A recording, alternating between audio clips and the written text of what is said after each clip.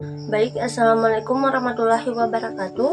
Saya dari kelompok 4 yang terdiri dari 3 orang. Pertama Nurul Fadliah, saya sendiri, dan yang kedua Marpawati, dan yang ketiga Muhammad Syarul Ulum Ahmad. Nah, pada modul pembelajaran kali ini kelompok kami akan membahas materi tentang asuransi bank dan koperasi syariah. Nah, pada pembahasan pertama, kelompok kami akan membahas tentang definisi asuransi syariah. Nah, berdasarkan Undang-Undang Nomor 40 Tahun 2014 tentang perasuransian, asuransi merupakan perjanjian antara dua belah pihak, yaitu pemegang polis dan perusahaan asuransi. Adapun yang dimaksud dengan asuransi syariah atau biasa dikenal dengan asuransi takaful, yaitu berasal dari bahasa Arab dari kata dasar takafalu, takafalu kafula, yang artinya saling menanggung atau menanggung bersama.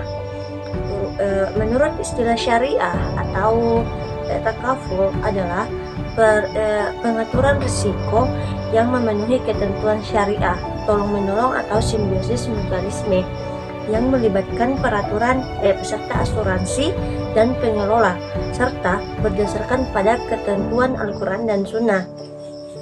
Nah, dalam asuransi itu terdapat beberapa unsur, yaitu pertama pihak tertanggung, pihak penanggung, akad atau perjanjian asuransi, keempat perjanjian iuran atau premi, kelima kerugian atau kerusakan atas kehilangan yang diderita tertanggung, dan yang terakhir itu peristiwa yang tidak bisa diprediksi. Nah, adapun dasar hukum asuransi syariah dalam Al-Quran ialah dan tolong menolonglah kamu dalam mengerjakan kebajikan dan takwa, dan jangan tolong menolong dalam berbuat dosa dan permusuhan, yakni dalam surah Al-Maidah ayat 2. Adapun hukum asuransi syariah di Indonesia adalah halal sesuai dengan fatwa yang diterbitkan oleh Majelis Ulama Indonesia atau biasa dikenal dengan MUI. Adapun rukun, syarat, dan larangan asuransi syariah. Pertama, rukunnya itu ada 4. Pertama, kafil, makfulah, makful anhu, dan makful bih. Dan syaratnya itu pertama balik, berakal, dan bebas berkehendak atau tidak dalam paksaan. Dan adapun larangannya, pertama, tidak sah transaksi atas sesuatu yang tidak diketahui atau garar. Kedua, tidak sah transaksi jika mengandung unsur riba. Dan yang terakhir, tidak sah transaksi jika mengandung praktik perjudian atau maisir. Nah, yang terakhir itu adapun tujuan asuransi syariah untuk melindungi, yaitu untuk melindungi peserta asuransi dari kemungkinan terjadinya risiko yang tidak bisa diprediksi. Nah, itulah dari tadi materi tentang definisi asuransi syariah. Materi selanjutnya akan dipaparkan oleh saudari Marpawati. Assalamualaikum warahmatullahi wabarakatuh. Nama saya Marpawati. Saya akan melanjutkan pemaparan dari kelompok kami, yaitu tentang perbankan syariah. Nah, dalam definisi bank syariah ini berasal dari bahasa Perancis, dari kata bank, dan bahasa Italia dari kata banco yang artinya adalah peti, bangku, atau lemari. Dan dalam Undang-Undang Nomor 7 Tahun 1992 yang telah dirubah menjadi Undang-Undang Nomor 10 Tahun 1998 tentang perbankan, disebutkan bahwa bank adalah lembaga atau badan usaha yang menghimpun dana dari masyarakat dalam bentuk simpanan dan menyalurkan kembali kepada masyarakat dalam bentuk pinjaman, kredit, dan atau bentuk-bentuk yang lain dalam rangka meningkatkan taraf hidup dan kesejahteraan masyarakat. Dan bank syariah ini merupakan lembaga keuangan yang berbasis syariah Islam dalam skala yang luas. Bank syariah ini merupakan lembaga keuangan yang memposisikan dirinya sebagai pemain aktif dalam mendukung dan memainkan iklim investasi bagi masyarakat. Dan ada juga sejarah bank syariah. Nah, bank syariah yang pertama kali didirikan di Indonesia adalah Bank Muamalat Indonesia pada tahun 1991. Dia berinisiatif pendirian bank syariah ini dimulai sejak tahun 1990 ketika Majelis Ulama Indonesia MUI membentuk kelompok kerja untuk mendirikan bank Islam di Indonesia. MUI menyelenggarakan lokasinya tentang bunga bank dan perbankan di Cisarua, Bogor, Jawa Barat pada tanggal 18 sampai 20 Agustus 1990. Dan hasil dari kinerja tim perbankan MUI inilah yang kemudian melahirkan bank syariah yang pertama di Indonesia, yaitu Bahtera Bank Muamalat Indonesia BMI pada tanggal 1 November 1991 dan resmi beroperasi sejak tanggal Mei 1992. Sejak saat itulah kemudian dalam kurun waktu 2 dekade pertumbuhan dan capai dalam siswa keuangan syariah terjadi dengan sistem syariah dengan begitu pesat dari aspek institusional, infrastruktur, perangkat regulasi dan sistem pengawasan, dan adapun dasar hukum perbankan syariah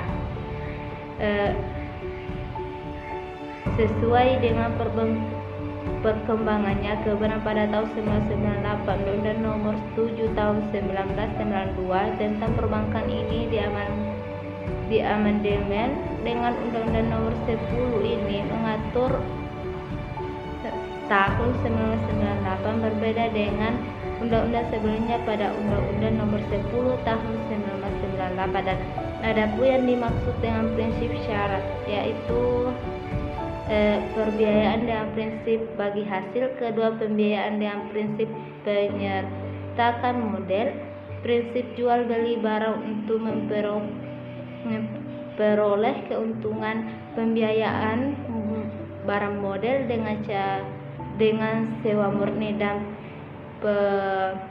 pembiayaan hak milik barang yang disewa. Selanjutnya kegiatan dan usaha bank syariah. Dan ada 3 kegiatan utama bank syariah. Yang pertama itu penghimpunan dana, kedua perbankan dana dengan prinsip mudharabah, dan terakhir jasa pelayanan. Nah, itulah tadi pemaparan dari saya. Wabillahi taufiq wal hidayah. Wassalamualaikum warahmatullahi wabarakatuh. Assalamualaikum warahmatullahi wabarakatuh. Di sini saya akan melanjutkan materi ketiga mengenai tentang koperasi syariah, yang dimana koperasi syariah ini memiliki definisi. Adapun definisinya yakni koperasi syariah adalah badan usaha koperasi yang menjalankan aktivitas usaha dengan prinsip, tujuan dan kegiatannya berlandaskan pada Al-Quran dan hadis. Dalam pengertian yang lain, koperasi syariah adalah badan usaha yang beranggotakan orang-orang atau badan hukum koperasi dengan berlandaskan kegiatannya berdasarkan prinsip syariah sekaligus sebagai gerakan ekonomi kerakyatan dengan prinsip kekeluargaan. Dalam pasal 1 butir ayat 2 dan 3 Peraturan Materi Koperasi dalam Usaha Kecil Menengah nomor 16 strip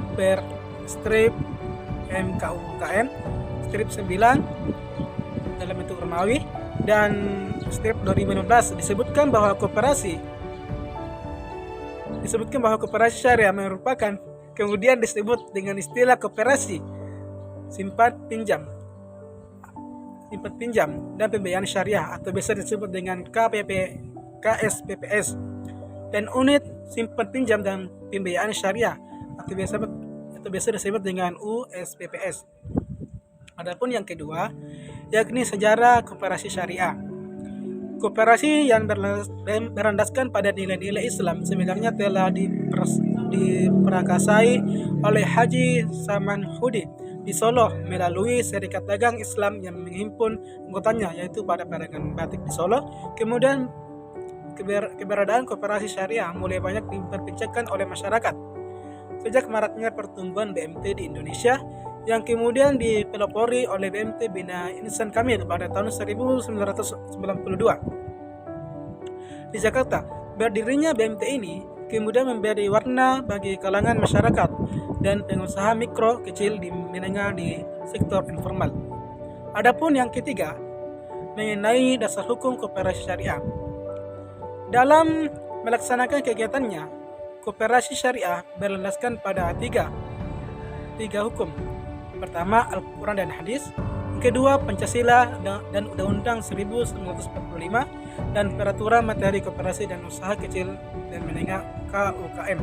Adapun dalam Al-Quran dan Hadis, terutama tentang prinsip tolong-menolong atau ta'awun dan saling menguatkan atau takaful. Yang kedua, Pancasila dan Undang-Undang 1945. Terutama sila kelima dalam Pancasila, yaitu keadilan sosial bagi seluruh rakyat Indonesia. Termasuk simbol dari sila kelima tersebut adalah logo timbangan yang juga dipergunakan sebagai logo koperasi. Di dalamnya terkandung dalam filosofis bahwa keberadaan koperasi harus mendatangkan keadilan bagi seluruh anggotanya. Yang ketiga yaitu peraturan Menteri Koperasi dan Usaha Kecil dan Menengah atau biasa disebut dengan KUKM. Nomor 16 per strip MKM strip 9 2015 tentang pelaksanaan kegiatan usaha simpan, pinjam, dan pembiayaan syariah oleh koperasi yang merupakan regulasi terbaru yang mengatur tentang tata kelola koperasi syariah di Indonesia saat ini. Yang keempat atau yang terakhir, kegiatan dan usaha koperasi syariah. Dalam melaksanakan kegiatan operasional, koperasi syariah melakukan beberapa usaha dengan mengedepankan nilai-nilai kemanfaatan. Usaha yang baik dan halal yang menguntungkan dengan sistem bagi hasil. Setiap usaha yang dijalankan oleh koperasi syariah harus mengacu kepada fakta dan ketentuan dengan syariah nasional atau biasa disebut dengan DSN, Majelis Ulama Indonesia (MUI), serta tidak boleh bertentangan dengan peraturan perundang-undangan yang berlaku di Indonesia. Oke, baiklah, itulah tadi materi kami dari kelompok 4 mengenai tentang koperasi dalam Islam. Oke, sekian dari kami. Syukur kasiran. Assalamualaikum warahmatullahi wabarakatuh.